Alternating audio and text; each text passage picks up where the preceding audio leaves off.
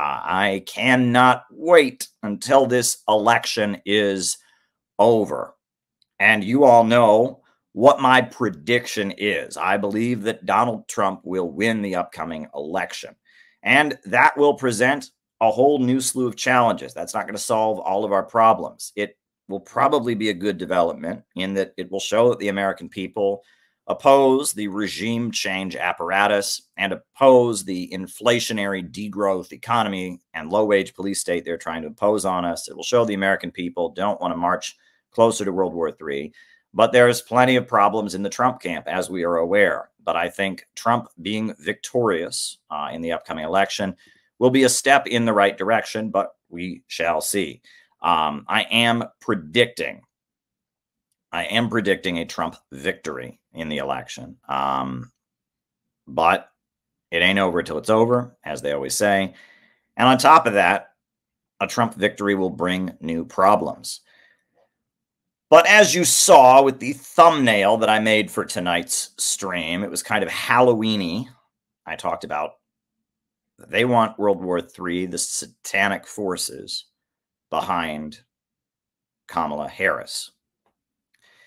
And I put the opaque faces of George Soros and Zbigniew Brzezinski.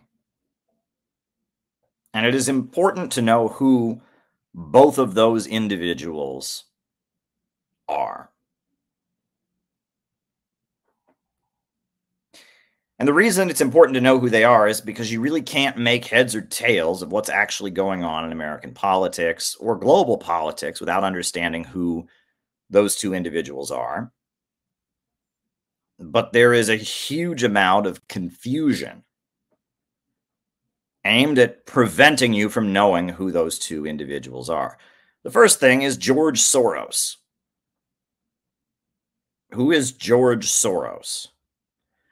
George Soros is a Hungarian billionaire who has been very heavily involved in funding political activism around the world.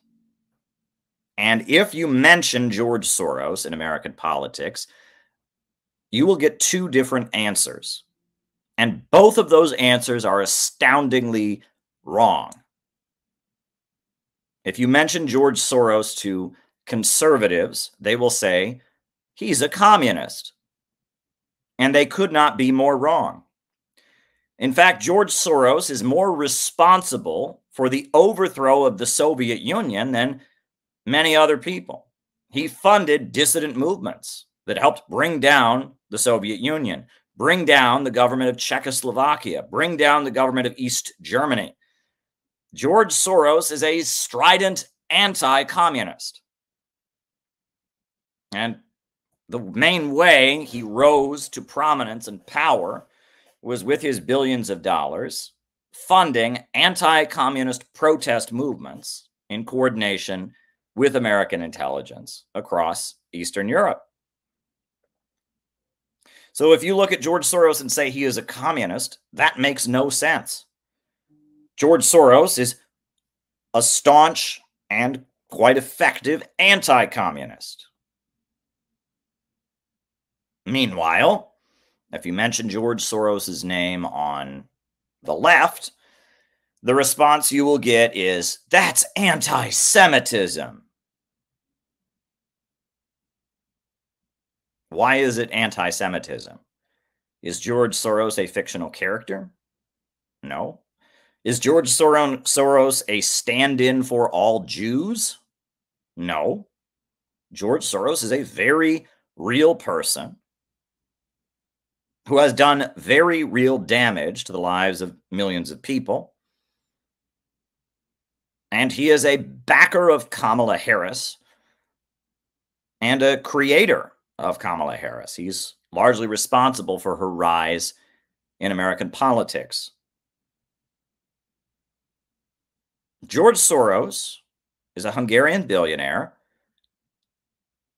who very much opposed communism and opposed Marxism-Leninism and funded dissident protest movements.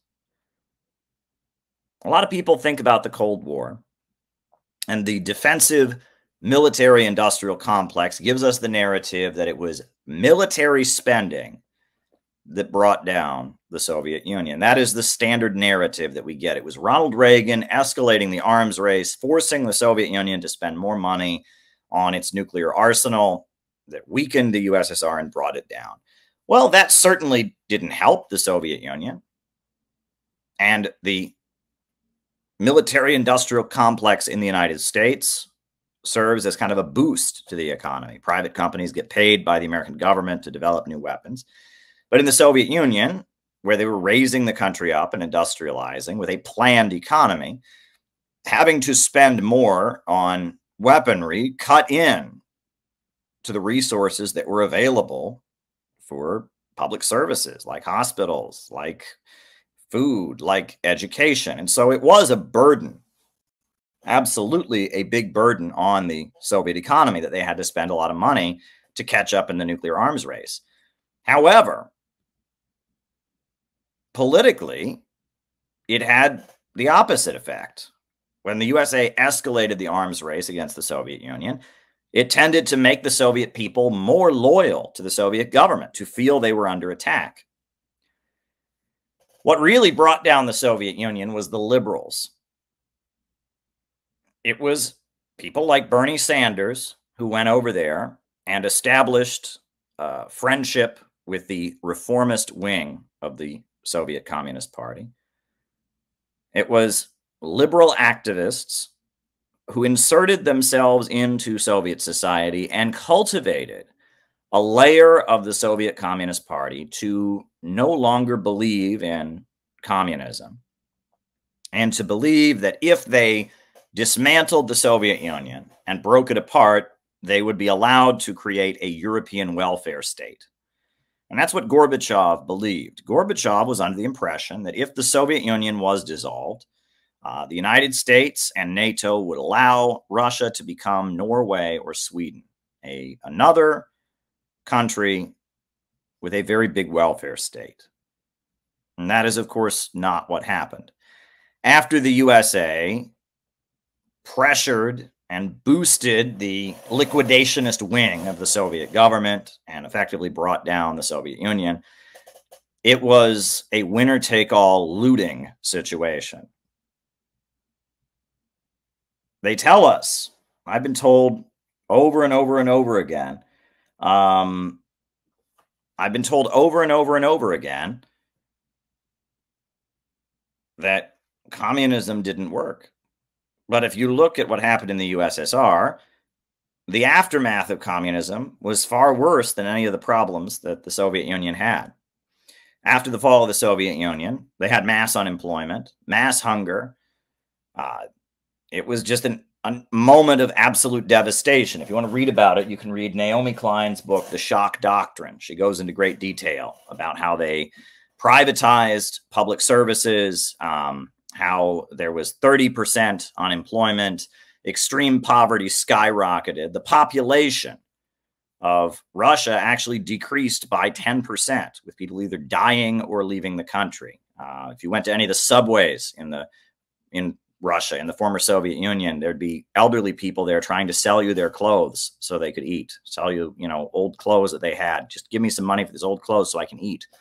The social safety net was ripped out from under a whole generation of people. People lost their life savings, lost everything.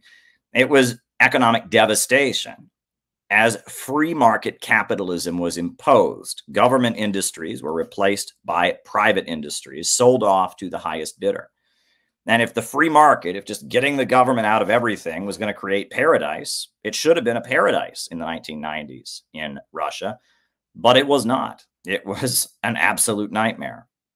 It was the Soviet Union and their planned economy that industrialized the whole country, that invented space travel, that built the world's largest steel industry, that electrified the former Soviet Union, that had many great achievements. And in the 1990s, when they tried radical free market libertarian policies, it absolutely devastated the former Soviet Union. And things got better when Russian President Vladimir Putin came into office and put oil and gas under public control, created Gazprom and Rosneft, two state-run energy companies. And with the revenue from these state-run energy companies, they were able to stabilize the economy and use that revenue to rebuild the industry. So it was with state control that they resolved this. The idea that free market and just getting the government out of everything is going to solve our problems is a complete illusion. And the aftermath of the fall of the Soviet Union demonstrates that. But it was George Soros and his liberal NGOs of activists that created the political atmosphere, created the atmosphere among students by funding art galleries and dissident magazines, and created the atmosphere that enabled the reformist wing that believed the lies of the liberals in America, that enabled them to come to power and dismantle the Soviet Union. And that is a very, very important thing. So when people say George Soros is a communist, George Soros is a very effective anti-communist. Not everyone who is left-wing, so to speak, whatever that even means, not everyone who is left-wing is a communist. And George Soros is a very effective anti-communist, an organizer of protest movements and funder of protest movements that destabilize socialist countries and enable them to be overthrown so that free market neoliberal capitalism and the dominance of American corporations can be inserted into the country. And George Soros funds these liberal protest movements all over the world. They speak in the name of social justice. They speak in the name of LGBT rights. But what they are really fighting for is the dominance of Wall Street monopolies and the dominance of the military-industrial complex and the big corporations of the United States. That's who George Soros is. George Soros is a billionaire who has used his money to destabilize countries all over the world, to fund and engineer protest movements to bring down governments. And just as George Soros has funded protest movements throughout the world to oppose governments that get in the way of imperialism, he's done the same thing in the United States. Donald Trump is seen as not trustworthy by the big bankers and corporations and militaristic entities that dominate the United States, the so-called deep state. And so George Soros has funded protests against Donald Trump. Is that because Donald Trump is a communist? No. That's because Donald Trump is not trusted by the imperialists. And because of that, George Soros has been involved in organizing protests against him. And the results of George Soros and his allies in the American intelligence agencies and the American deep state getting their way across Eastern Europe has been impoverishment, a rise in sex trafficking, absolute devastation, suicide, etc. And if you look at the United States in our time, the result of the policies of the very same forces has been the same. Our infrastructure is falling apart, wages are going down, diseases of despair, alcoholism, suicide are destroying people. Our country is being destroyed roughly in the same way that Eastern Europe and the former Soviet Union was destroyed in the aftermath of the Cold War. And it is being destroyed by an army of foot soldiers who are actively working to carry out that destruction. In order to destroy the communist governments of Eastern Europe, George Soros created this movement of people who were brainwashed, who were triggered, who were angry, and were full of rage, and were manipulated to go out and create the chaos that could then engineer the economic demolition. And here in the United States, we have the same thing, and it's called wokeism. Wokeism, the triggered, crazy, hateful, pessimistic people who go around obsessing about, you're a racist, you're a sexist, this is an evil country, oh, we're all going to die from climate change. Those people are funded by George Soros, and they are doing the exact same thing. They are the foot soldiers of economically demolishing the United States, just like the former Soviet Union was economically demolished. And they are funded, and they are manipulated, and they are pushing the same kind of belief. And when it really gets down to it, George Soros believes that there are too many people in the world.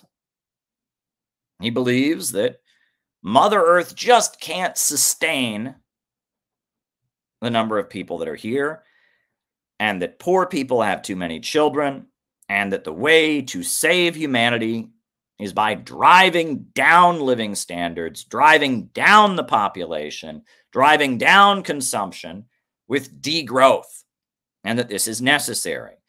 And George Soros has a fetish for indigenous people because he views them as pure, noble savages who don't use any of that modern technology. And George Soros very much hates China because China, with its centrally planned economy, has raised millions of people up from poverty and has built the world's largest hydroelectrical power plant and has built the world's largest telecommunications manufacturer and is building high-speed railway trains that go over 200 miles an hour. George Soros opposes progress, and he has built a movement of people around the world that speak in the name of environmentalism, that speak in the name of LGBT rights, that speak in the name of anti-racism. But in essence, he has built a death cult that is opposed to progress. And they're tied in with the World Economic Forum, and they're tied in with the International Monetary Fund and the World Bank. And what really motivates it all is the economic interests of the big monopolies. They must stay at the top of the world. They want to maintain their position of dominance. And in order to do that, they have to stop the wheels of history. Because human beings want more than they already have. Human beings are innovative creatures who build and construct. And because of that, we're going to keep building and constructing. Countries like China, that used to be deeply poor, are going to raise themselves up. The African continent is rising. Latin America is rising. And so George Soros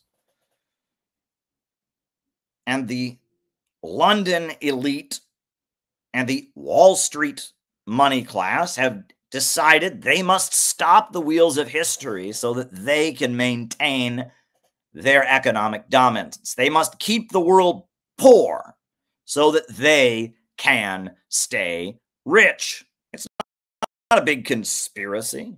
There's no goat sacrificing or human babies or whatever. There may be conspiracies that go on, but it's really not that difficult to understand. They must declare game over on human history so that they can permanently be the winners. No one is allowed to usurp their position at the top of the world. They must stay at the top of the pyramid, so human progress and growth must halt in order to stay at the top. And this is certainly not a new perspective. This perspective is called Malthusianism. It is the belief that the problems of the world flow from overpopulation, flow from humanity's drive to procreate, from humanity's drive to want more than they already have. This is called Malthusianism.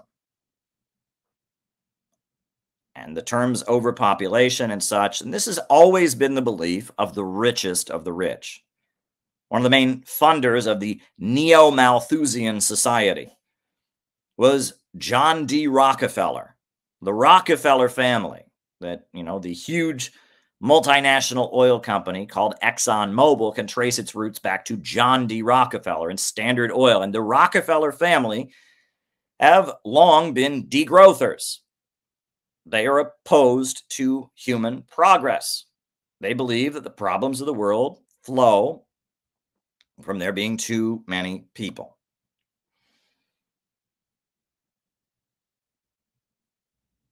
And George Soros is a functionary of a much bigger apparatus. You can talk about the Round Table Group, created from the estate of the British imperialist Cecil Rhodes.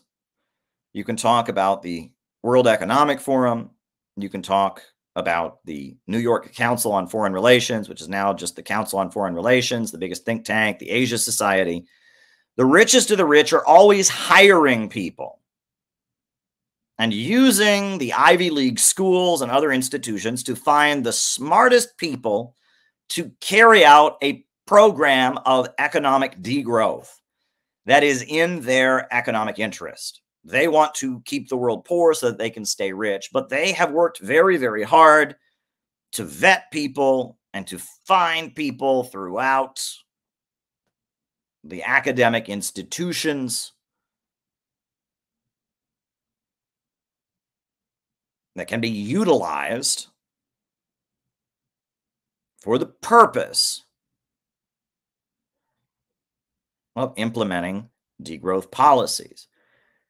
And one of the other people that is very much a creation of the Rockefeller family and of the American Ivy League schools and of this Eastern establishment, this Anglo-American establishment, as Carol Quigley, the mentor of Bill Clinton, called it, is the other face on the thumbnail, and that would be Zbigniew Brzezinski. Zbigniew Brzezinski was a Polish person. His family fled from Poland during World War II to Canada, eventually moved to the United States, and he hated Russians on an ethnic level. He was a Roman Catholic Polish person. The Russians historically are Eastern Orthodox. There's a long-standing, hundreds of years of rivalry between these two peoples. And Brzezinski was a Polish Catholic nationalist who hated Russians. And Zbigniew Brzezinski rose up the ranks of American academia in the field of communist studies. He became an expert on the Soviet Union and communism and how to fight them. And eventually, Zbigniew Brzezinski became the head of the International Studies Department at Columbia University. But Zbigniew Brzezinski was a long-term thinker. At the time in the United States, everyone was opposed to communism, at least everyone within the power structure. Communism was the enemy.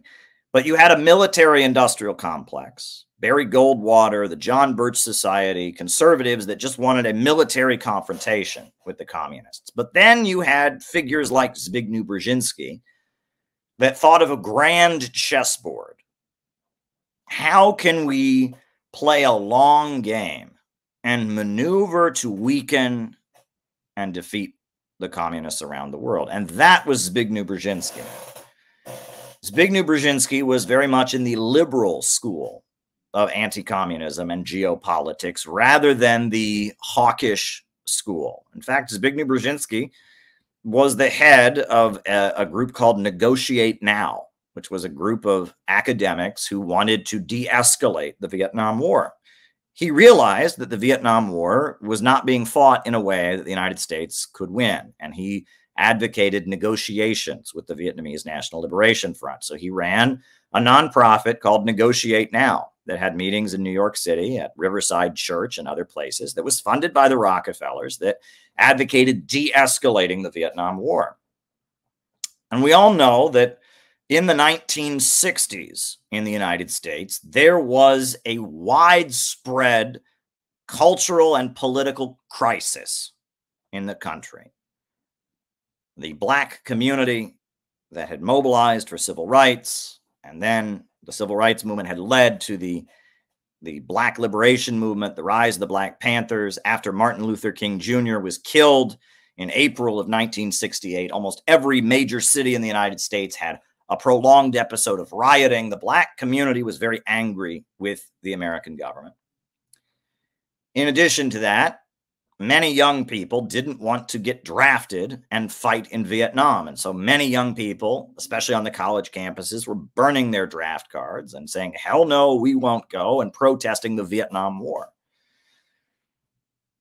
And amid all of that, Columbia University and its Center for Anti-Communist Studies, its International Studies Department, that's run by Zbigniew Brzezinski, came out with a very important book, which I think I have on the shelf over there. Do I have it on the shelf? Well, I have it around here somewhere. I've quoted it extensively because it's really worth reading.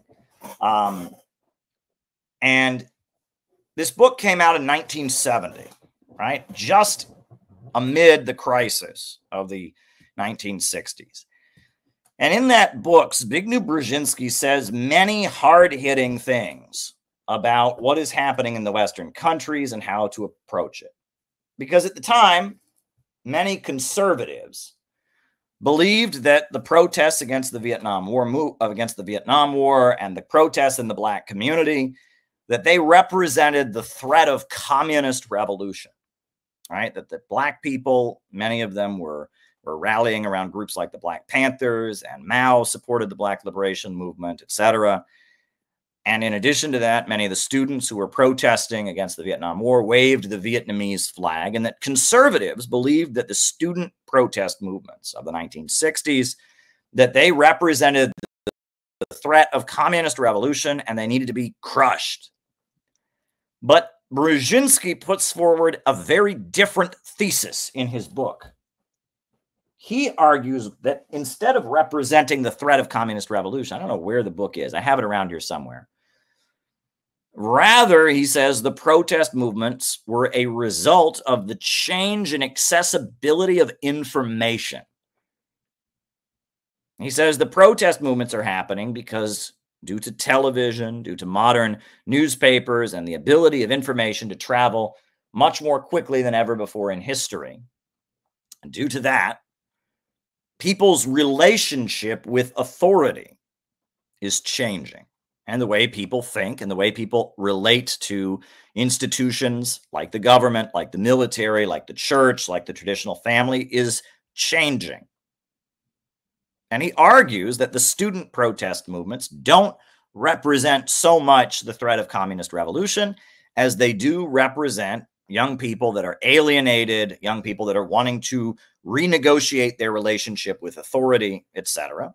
And he argues that the wave of protests in the Black community don't represent the threat of communist revolution. They represent the frustration of Black people who, for the first time, are getting education, are going to college across the United States, and are seeing their incomes rise, and then becoming aware of how rigged things are against them on account of their race. And Brzezinski argues that rather than crush the Black liberation movement, and rather than crush the student movement, that the source of them, which is not the source of a genuine communist movement, right? He says a genuine communist movement would represent, the weakened, the broad bulk of the population rising up and demanding economic justice. That's not what was happening in the 60s. He says, rather than see these waves of alienation, the Black community's alienation, the alienation of the younger generation, the generation gap, rather than seeing that as a threat that must be crushed, it should rather be harnessed, because the information revolution is also coming to the Soviet Union and is also coming to the communist countries. And that by putting the United States at the center of the information technology revolution, he wrote of the technotronic era, the United States can be at the center of the change in social relations that is brought on by information technology, and it can utilize information technology to Americanize the world and spread the free market system, capitalism, the domination of American corporations all over the world, and it can defeat the communist governments. And if you read, I believe it's America Enters the New Era, or America's New Age. What is it? Technotron. What's the name of the book? I'll get you the name of the book exactly. The name of the Technotronic Era. Technotronic, Between Two Ages. America Enters the Technotronic Era by Zbigniew Brzezinski. Right? You can read the PDF here online if you want. It's, you know, it's on Amazon. It's a harder book to get. It's long out of print, published in 1970. But if you read it, he argues that the U.S. government can invest all of its resources and money into putting itself at the center of the information revolution. It can utilize control of the means of information to harness the resentments and the renegotiation of social relations that comes with new access to information. And it can utilize that to defeat the communists and establish American dominance around the world.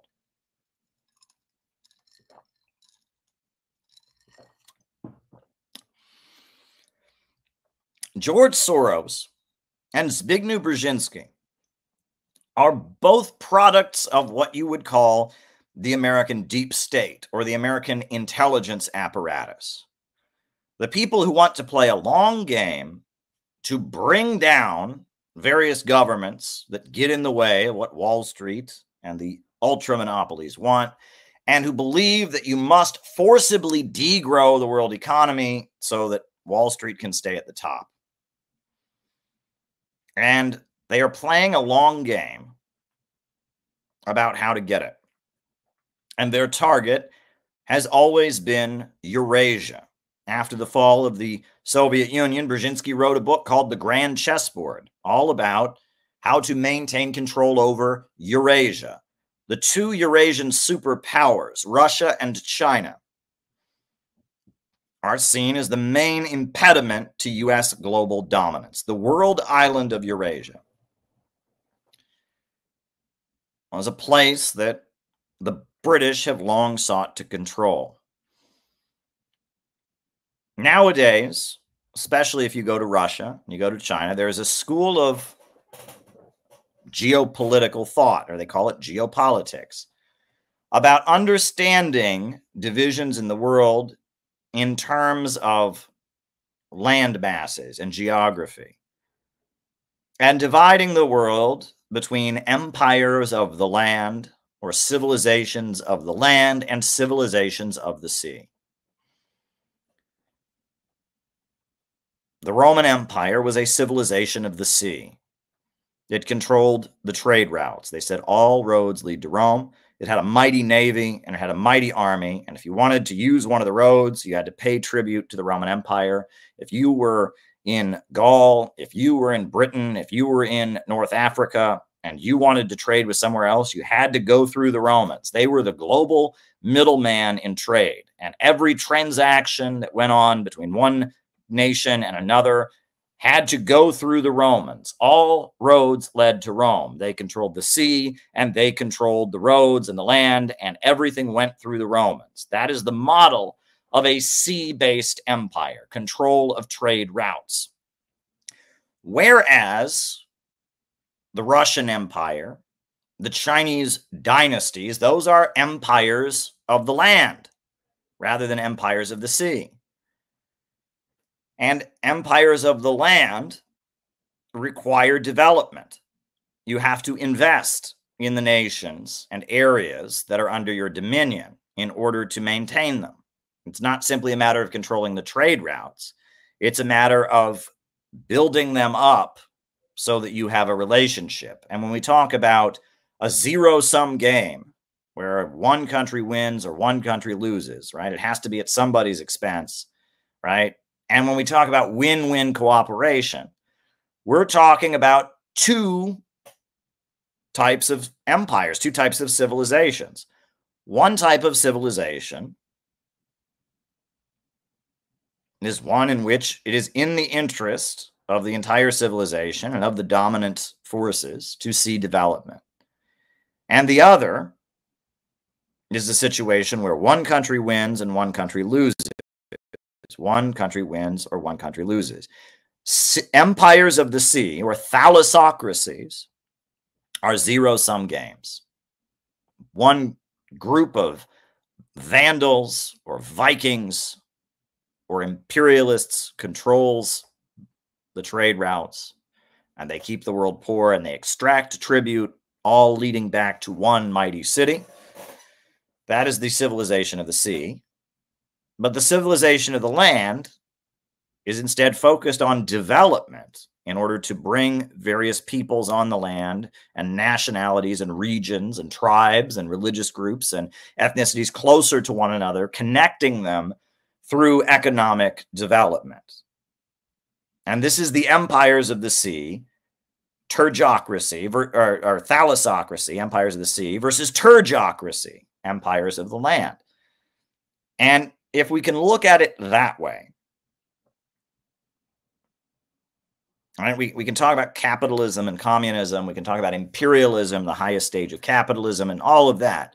But if you want to look at this in terms of thousands of years, millenniums, of all the Chinese dynasties, of the Russian Empire and Ivan the Terrible and Catherine the Great, all the way up to Stalin, all the way up to the way things are today. If you want to look at things in terms of the Roman Empire and the British Empire and, Alfred Mahan and his text, the role of sea power in history, and the way that Brzezinski talks about dominating Eurasia by keeping the people divided. He says, after the fall of the Soviet Union, the aim is to keep the barbarians killing each other, he writes, right? This aim, this helps us understand world politics. There is one model of civilization that necessitates development.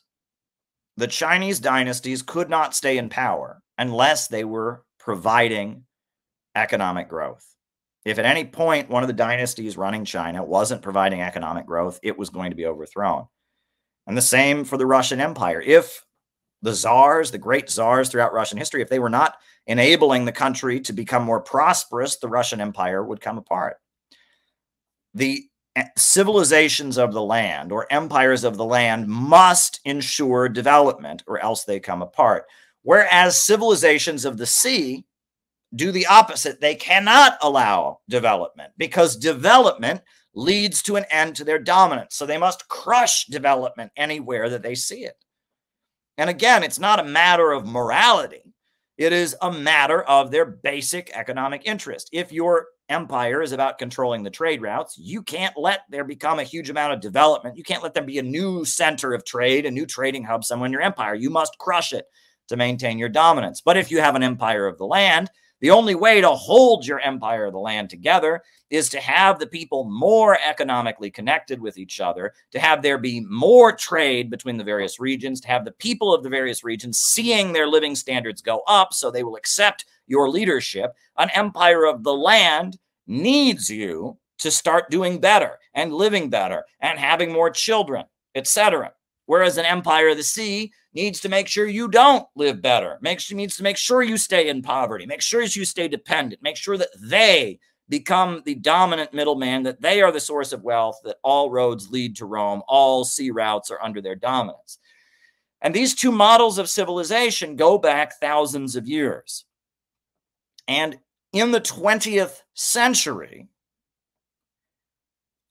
capitalism and communism got mixed into this. And capitalism and communism, many would argue, just represent two sides of the human spirit. This is interesting. This is one interpretation. Some of the more conservative thinkers, right, who reject Marxism, if put Marxism aside for a moment, if you take more of the conservative writers, if you look at the work of, who is the guy who did Decline of the West? What was his name? The conservative German who wrote Decline of the West. I cannot remember his name.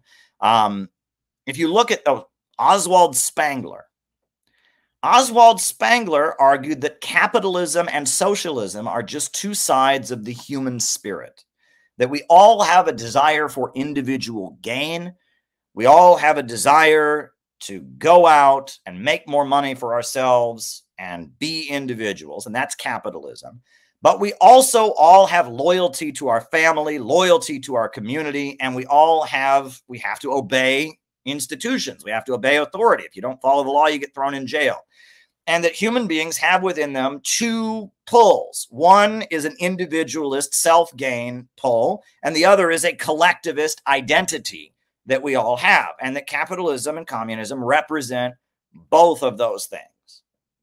And that you can find both capitalism and communism throughout history in the human spirit. Human beings are always setting up civilizations And human beings are always wanting to have more individual freedom, but at the same time, human beings need each other. They rely on each other, and they have to have hierarchies among them. Some people have to follow other people's orders. And so that's the Spenglerian interpretation of what capitalism and socialism are.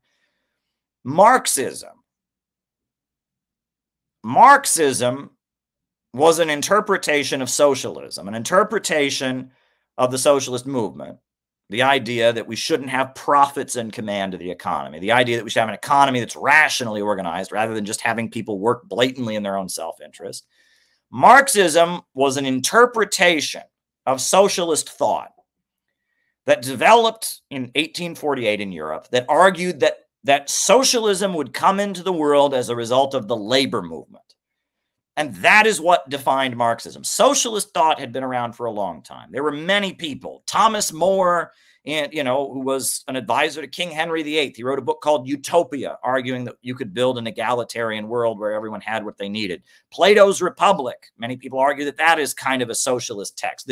The idea of having a society where people care for one another and individual gain is not the dominant striving force. That's not a new idea. That's always been there within the human spirit to some degree or other.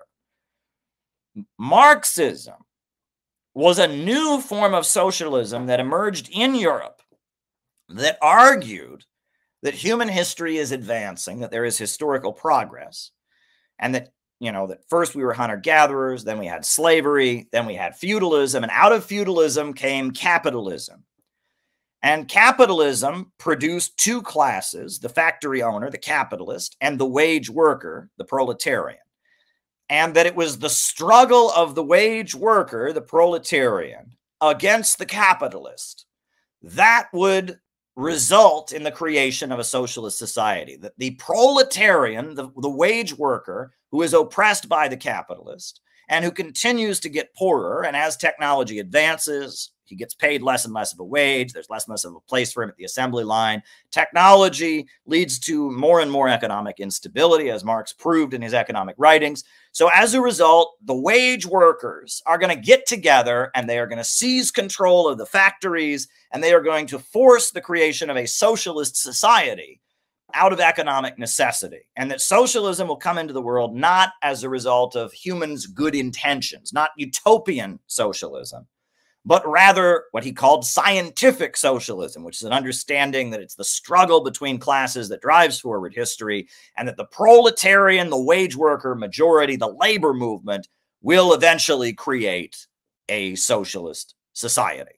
The struggle between the proletarian and the capitalist. That is the basis for how socialism will come into being. And that's what Marxism as a movement argued. And that Marxism was very much a continuation of the revolutions that brought capitalism into the world and defeated feudalism. It was a continuation of those revolutions. It was the idea that the French Revolution had brought down the king and the aristocrats and had people, the oppressed, the sans-culottes, the poor people had risen up. Those without shoes had risen up, but they had not created an egalitarian society. They'd simply created the capitalist society with all of its injustices. So the French Revolution would go even further, and we would have the workers, the wage workers revolution, the proletarian revolution to bring in Marxism. And that's not what happened. Now, bear with me now. That's going to be, people say, well, Caleb, aren't you a communist? Kind of, not exactly, but bear with me now. If you're, listen to what I have to say. What Marx predicted did not happen.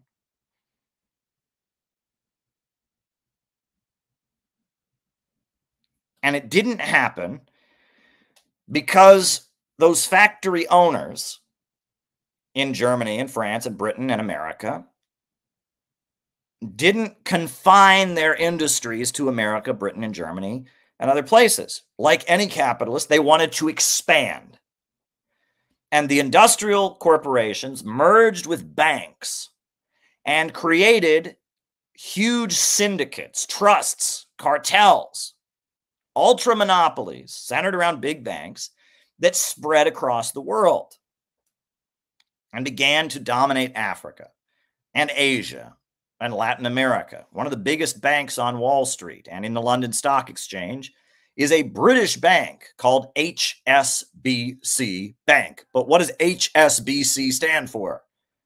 Hong Kong Shanghai Banking Corporation. That's what it stands for, because it was a British bank set up by British capitalists, British factory owners, and British bankers to dominate China. And Hong Kong was a British colony, and Shanghai was a port controlled by British corporations. And the British dominated China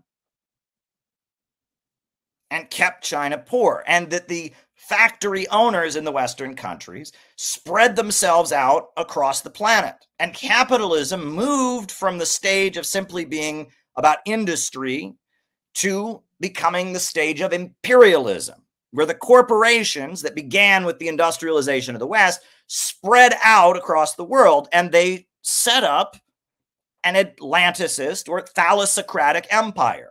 They controlled the trade routes. They set up, now they have the SWIFT system, right? If you want to do a banking transaction, there's something called SWIFT. What does SWIFT stand for, right?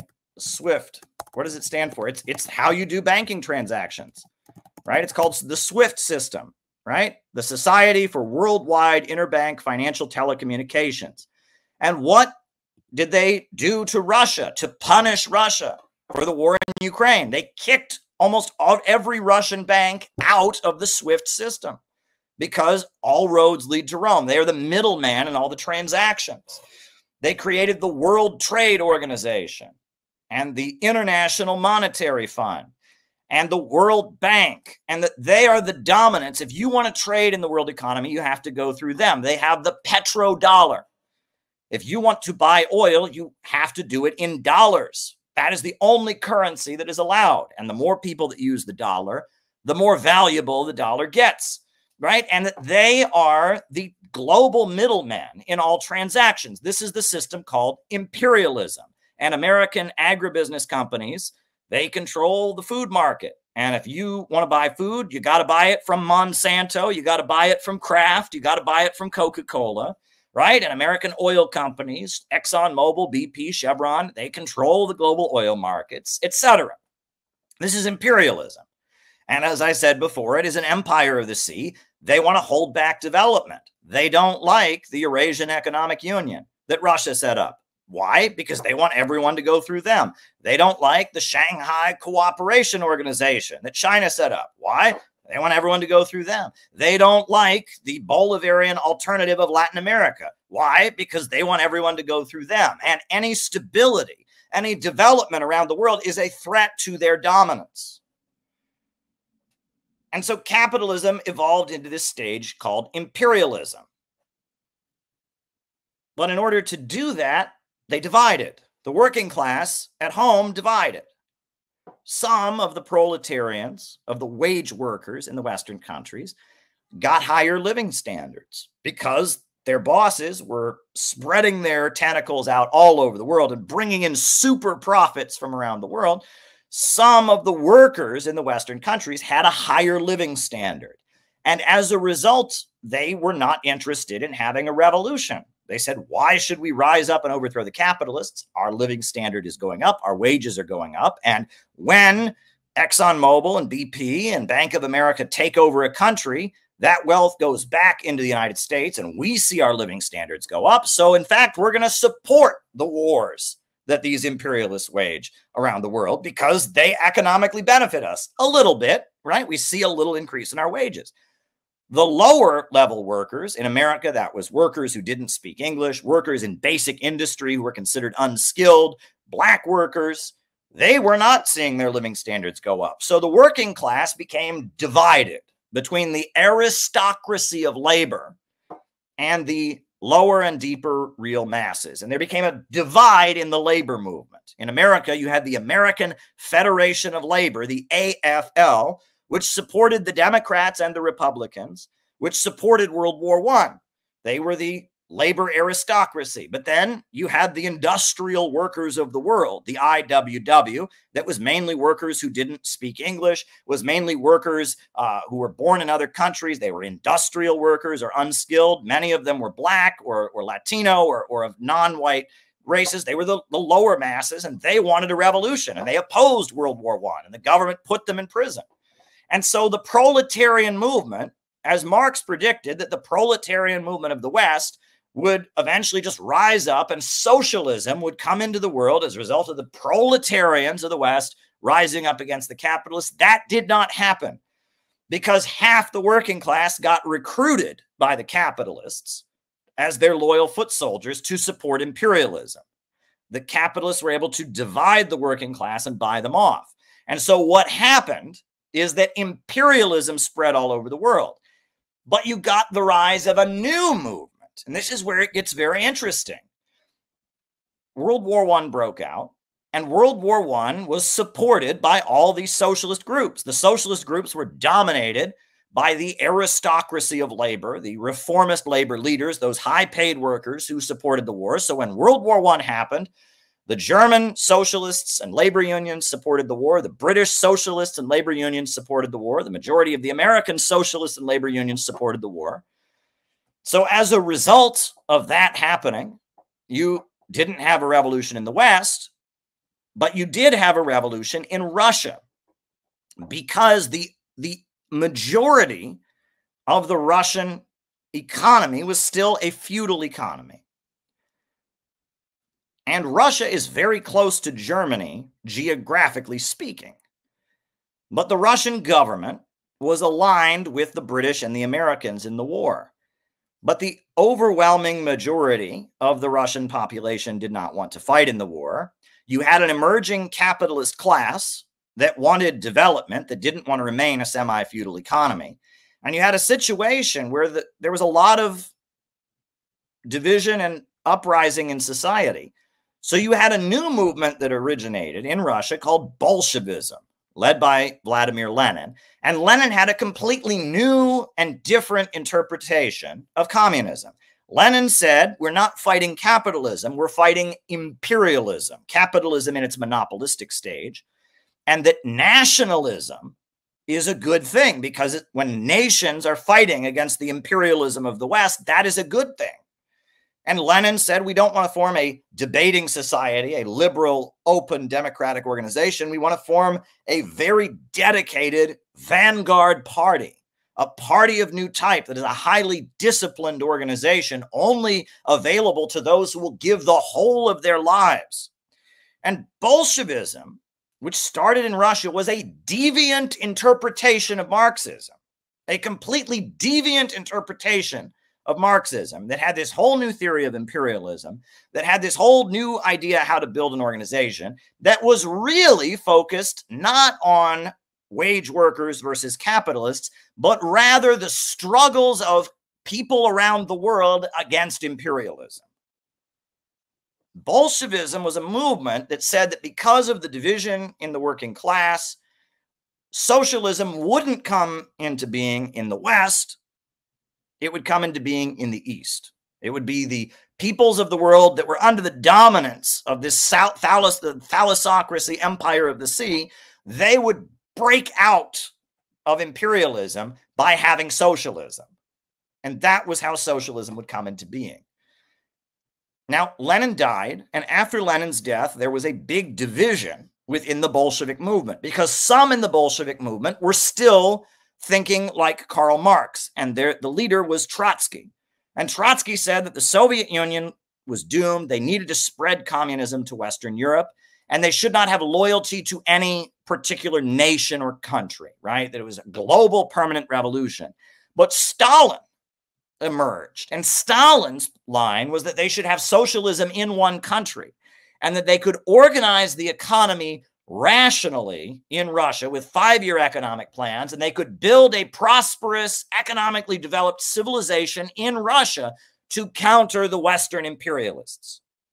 So it was, do we keep Russia poor and militarize it so we can march communism into Europe, or do we instead utilize industry and build up our economic strength and have socialism here in Russia and build Russia into a modern prosperous society? Well, obviously Stalin won out, and Trotsky fled back to Europe. And he first went to France, and then he went to Denmark, and then I think he went to Turkey, and then Denmark, and then France, and eventually moved to Mexico. And right as World War II was starting, Stalin and his allies killed him.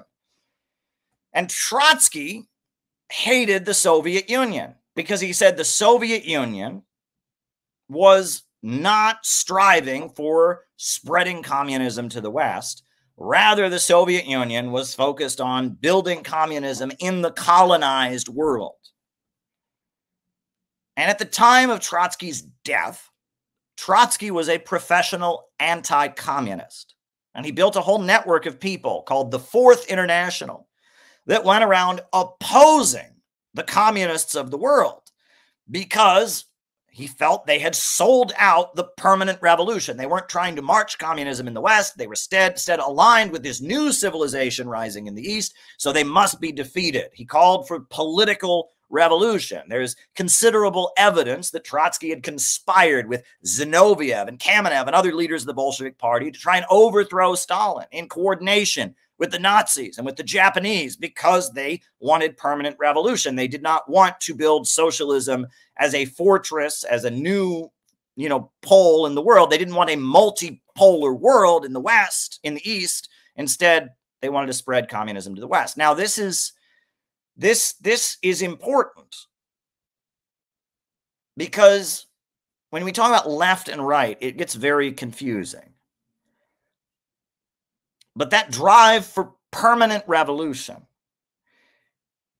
that drive to spread the Western system all over the world and create instability, and that opposition to all things that are Asiatic, right? That's what Trotsky in his biography of Stalin, he calls Stalin Asiatic, right? That Trotskyism became the basis of neoconservatism. One of the leading Trotskyists in New York City was a guy named Irving Kristol. And Irving Kristol was recruited by the CIA in the 1950s. And in the 1950s, the CIA started funneling money to all kinds of leftists, socialists, intellectuals, artists, and painters, and encouraging them to push an interpretation of socialism that was against the Soviet Union, that celebrated radical individualism, that equated the Soviet Union with Nazi Germany, and that tore down ordinary people, viewed ordinary people in the Western countries as backward, ignorant, racist, etc. Irving Kristol said he stopped being a socialist when he was drafted into the U.S. military, and that he thought that the working class were ignorant and backward and that he didn't want them to run society. But neoconservatism began first with a reinvention of leftist politics brought on by Leo Strauss, the philosophy professor, and Irving Kristol, the Trotskyite. Both of them were promoted and funded by the CIA, and they developed a new political movement that first manifested itself in the late 1950s and early 60s as a new form of leftism they called the New Left. But as the New Left became more radical, as the Black Panthers emerged, as the anti-Vietnam War movement got more radical, these folks were no longer interested in the New Left. And then in the early 70s, it became neoconservatism, or the New Right, a new reinterpretation of what it meant to be a conservative, a rejection of Barry Goldwater, a rejection of the John Birch Society, and rather a new form of conservatism that focused on spreading human rights around the world with chaos and invasions and revolutions. And a whole apparatus was created by these folks that is focused on spreading revolution and chaos around the world. And when I talk about who is behind Kamala Harris, that is what in this book that was banned from Amazon, that got a huge amount of attention. I wrote it 4 years ago, but it got a huge amount of attention, more recently when they banned it from Amazon for 7 days after Kamala Harris became the nominee.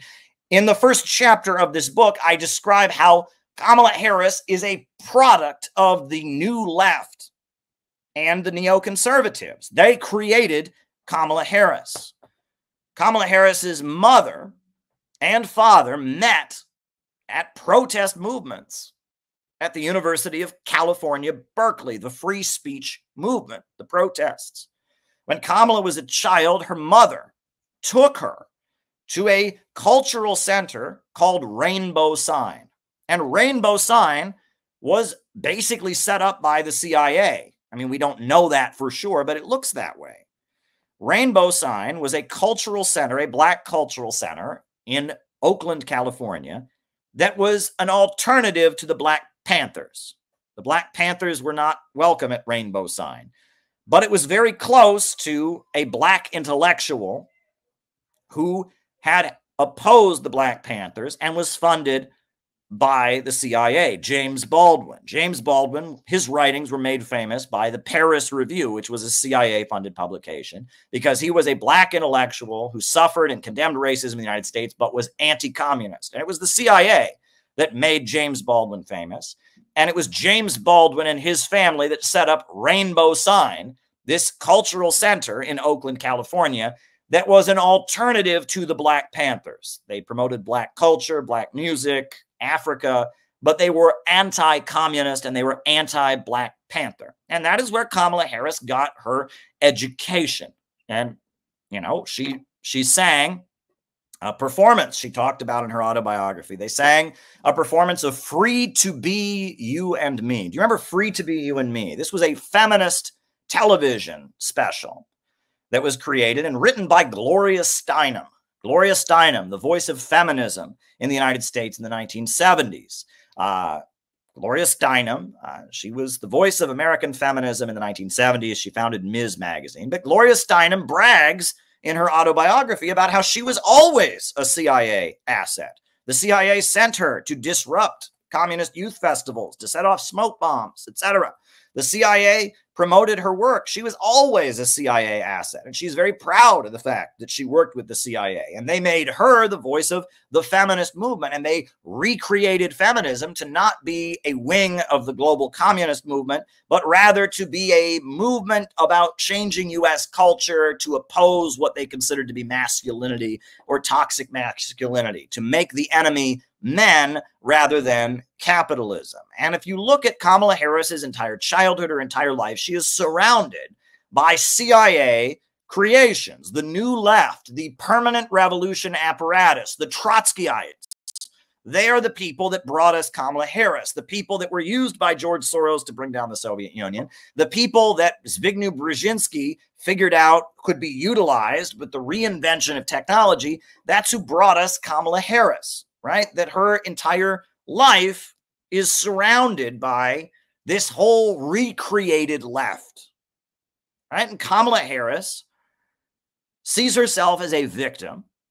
The world has been unfair to her, and she seeks vengeance. She seeks vengeance. And that comes across, right? If you look at Kamala Harris, right? We're now being told that we should celebrate Kamala Harris as a victory for black women. The mindset is that women have been discriminated against and not had access to important jobs like the presidency of the United States. Black people have also not had the access.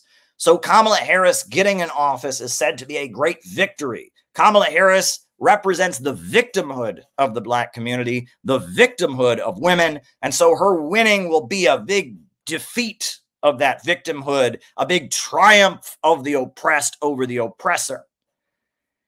And Kamala Harris sees herself that way. And in fact, I will show you what Kamala Harris was like as a prosecutor in California. This is not a deep fake. This is actual video of Kamala Harris. Learned that with the swipe of my pen, I could charge someone with the lowest level offense. She put over 1,500 people in jail for marijuana violations and then laughed about it when she was asked if she ever smoked marijuana. So I learned at a very young age the power. So I decided I was going to start prosecuting parents for truancy. The power. Well, this was a little controversial in San Francisco.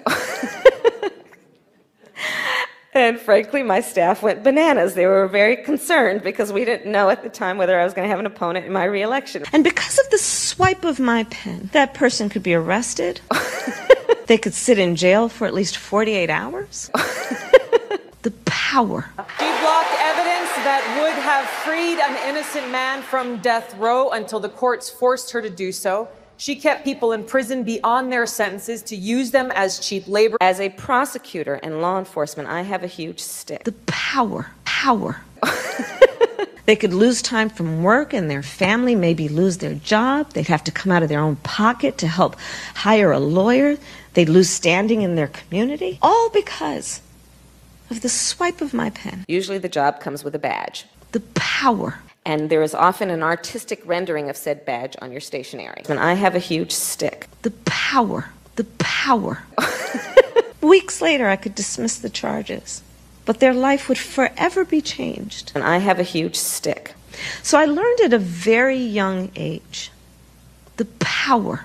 Held up the letter, said if you don't go to school, Kamala's going to put you and me in jail. The power. Yes, we achieved intended effect. The power. Weeks later, I could dismiss the charges, but their life would forever be changed. And I have a huge stick. When you were in a position to make a difference and an impact in these people's lives, you did not. And worse yet, in the case of those who were on death row, innocent people, you actually blocked evidence from being revealed that would have freed them until you were forced to do so. There is no excuse for that. And the people who suffered under your reign as prosecutor, you owe them an apology. That is Kamala Harris. And what made Kamala Harris who she was in the state of California, and what made her career, was that she proved to the government, to the powers that be, that she had no qualms harming other people. There was a drug lab that was turning over false positive results. And Reason Magazine has done a very good job documenting how they went out of their way to cover this up. And innocent people went to jail. And they covered up that this drug lab was turning over false positive results. Kamala Harris started jailing the parents of low-income children, low-income families, if their kids missed school. There was a single mom who was raising a disabled child who ended up in handcuffs because of Kamala Harris. She's now doing interviews. And that Kamala Harris sees herself as a victim, and her belief that she is a victim gives her license to harm other people. That particular clip I showed, she said, I wouldn't be anywhere without my education. And so, because of that, she said, blocking a child, having a child be truant from school is tantamount to a crime. And I had a little political capital, and I was going to use it. It's about her. She is thinking about how she's a victim. One of the weirdest things that happened during her 2020 presidential campaign, as brief as it was they began churning out T-shirts with 10-year-old Kamala's face on them. And it was almost as if we were supposed to vote for her because she was once a 10-year-old child. But during the debate, she shouted at Joe Biden, that little girl was me. She's a victim. And as a victim, she can rise up against the oppressed. And what she did to those parents was justified because she's a victim. What she did to those people who got locked up as she covered up the drug lab scandal and covered up that those drug labs were turning over false positive results, that's okay in her mind. She's a victim. She's a victim.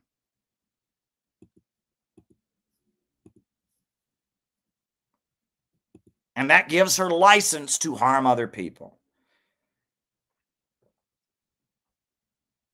And of course, Kamala Harris believes in spreading revolution around the world. She was selected by the Hillary Clinton State Department. Hillary Clinton was the Secretary of State under Barack Obama.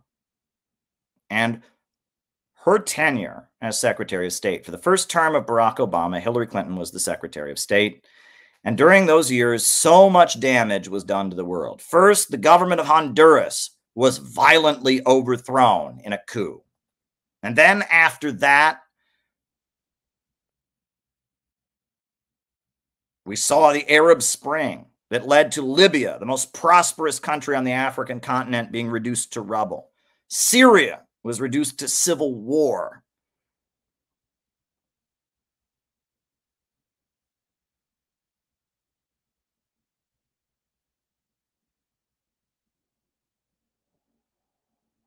Thousands and thousands and thousands of people dead. Millions of refugees. Out of the Syrian civil war and the chaos, we got the ISIS terrorist organization. One of the terrorists that was funded by Hillary Clinton and the British government to fight against Gaddafi went back to England and blew up a concert in Manchester, killed all kinds of innocent people, the Manchester bomber. Terrorism expanded, refugees expanded, but it was all part of a plan of spreading revolution around the world, bringing down independent governments. It was George Soros in action. Protest movements against Gaddafi, protest movements against Assad, protest movements against the elected leader of Honduras that led to a military confrontation that toppled the government. And there was a meeting in Long Island in 2020. And at that meeting, David Geffen and some others decided that they could not allow Hillary Clinton to run once more, that it would have been such a devastating loss for Hillary Clinton to run in 2016.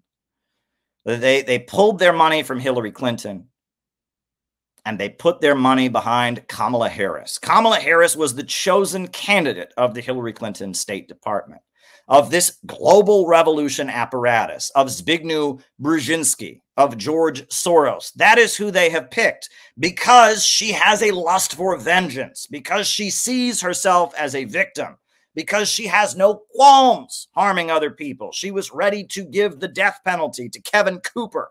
Kevin Cooper was hours away from lethal injection. And Kamala Harris tried to block DNA evidence because she wanted him to be put to death. She will do what they say. If they push her buttons, if they talk to her about how unfair it was, how unfair the world was to little Kamala, that little girl was me. Ah, yes, she has no qualms harming people. In fact, she wants vengeance. She wants explosions. She wants punishment. She wants revenge. She wants to cut off some heads.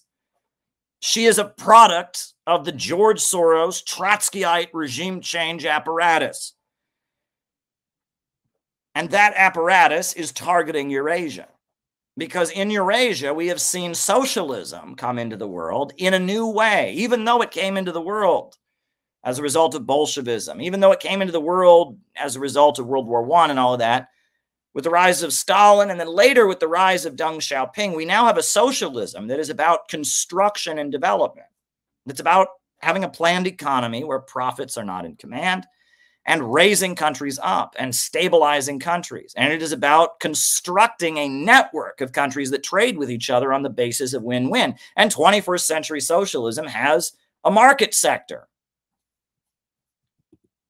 A market sector. And that market sector